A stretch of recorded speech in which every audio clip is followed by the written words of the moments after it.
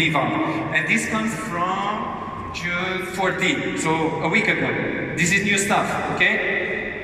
Iceland's currency will be the first in Europe to be treated as money. Why this is big? Because this is the first e-money license in the world for blockchains.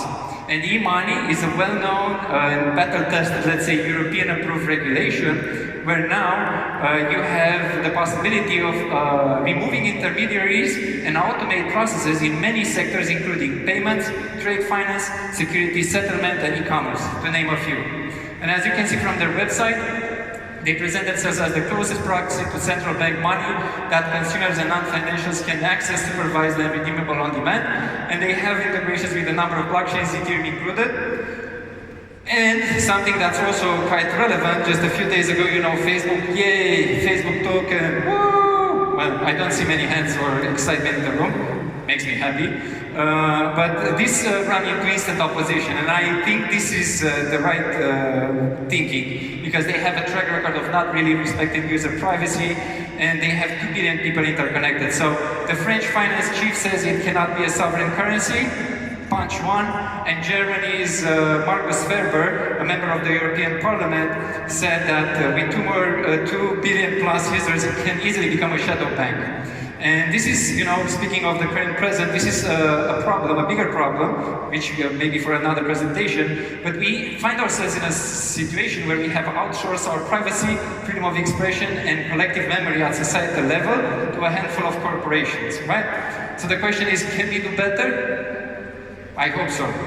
And since Ethereum was founded, after Ethereum was founded, I focused my energy on Akasha, which now is an Akasha Foundation, which is a non-profit born at the intersection of blockchain and collective intelligence. And the idea is to create open systems that expands our collective mind at local, regional, and global scales, thus the connection Crypto Valley, Crypto Nation, e-Union. And we do a number of things, software, hardware research. I'm not going to get into it. We had an alpha and beta between 2016 2018, we managed to prove that yes, it is possible to build a blockchain-based plus IPFS to build a fully decentralized social network without us being in the middle. So we removed ourselves from the equation of a social network. And more recently, we announced the phase 2, which will enable, it's more like a Lego, let's say the Minecraft of social networks, enable anyone to build their own social networks, which are by default interconnected between them. And in the meantime, I expect somewhere in 2020 to have the first pilot projects with authorities and a number of other projects. And I would like to leave this with a few actionable ideas. And first one, when it comes to regulation, focus on use cases instead of regulating blockchain. Okay? If something is used as a financial service, we have laws for that. If something uses blockchain as a social network, maybe you should have looked at it differently than this. But don't put blockchain in a box, because the existing boxes do not really fit it. Second, support universities offering blockchain education. Switzerland has a very good example of this. Zurich, the ETH Zurich, quite a well-known an ETH, that's Destiny, you know, has this program where students are invited to partake in the blockchain courses, and they receive credits, which count towards the end of their credits, which is awesome.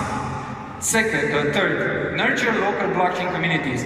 Blockchain Bucharest, blockchain Romania, Europe as a whole has many already self-organizing groups of people already working on cool projects, cool solutions. Get in touch, you can learn a lot. There are many things to learn both sides. Fourth, organize national and international hackathons. You have an idea, you have a challenge, you have Estonia, e-residency. Okay, it might make sense for them to focus on identity. Since it's a member state, it doesn't make sense for the other member states to focus on the same challenge. Maybe it does, but I would argue it's not always the case. So what I'm going to ask the Minister of Communication and Information Society, what is the challenge that Romania would like to tackle with blockchain? When you figure that out, put the hackathon, people will self-organize, solutions and ideas will pop up. You can learn from that. Think beyond cryptocurrencies. Blockchain can go from public registries for land, as we saw, commercial registry, and all the way to identity and provenance solutions. And not the least one, pilot programs. This is something that Switzerland has done very well. It has a small canton of Zug.